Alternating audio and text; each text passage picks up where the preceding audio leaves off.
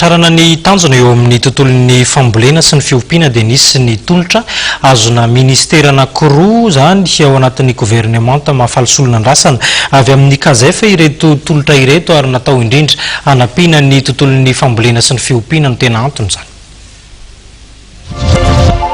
Nanolotra fitaovana ho fampandrosoana ny fambolena sy ny fiompiana ary ny fiarovana ny fananantany androany ny tetik'asa Casef na ny tetik'asa Castan sy sondrombokatra entina amin'ny fampandrosoana. Ity tetik'asa ity izay vatsian'ny sehatrin'ny vola dia iraisan'ny ministera roa dia ny ministera eo anivon'ny fiadidiana repoblika misahana ny tetik'asan'ny filoham-pirenena ny fanajariana tany ary ny fambolena sy ny ministera eo anivon'ny repoblika misahana ny fambolena sy ny fiompiana. Nanolotra moto 220 sy fiara tsy mataho-dalana 3 ary fitaovana informatika eo an'ny sampan-draharaha maromaro eo anivon'ny amin'ny sy ny MPAE ny Casef afahany indrindra manatsara ny asa sy manatombo ny vokatra ny fahazahoana fitaovana toy izao ny tale-jenerali ny fananantany aspirenena rasolomampiolona androany raha nandray ny anjara fiarakodio ny sampan-draharaha tantany ny tenany. Raha voaresaka hoe fananantany moa zany dia anisan'ny hoe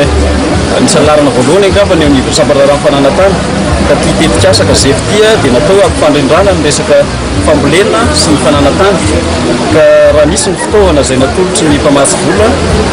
sy tao anatin'ny tetik'asa Casef dia hoentina ho anatanterahana ny asa izay nakinona amin'ny sampan-draharaha fananantany zany. Inona moa ny asa zany hoe ny eo anivon'ny sampan-draharaha fananantany zany dia manana andraikitra lehibe manara-maso sy manao tantsoroka n'ireny birao ifoton'ny fananantany eny anivon'ny commune ireny ka tsy vitan'ny totomotra na vitan'ny zavatra tsotsotra zany fa tsy maintsy mila fitaovana ohatran'ny tony fiara-matanjaka ohatr'izany.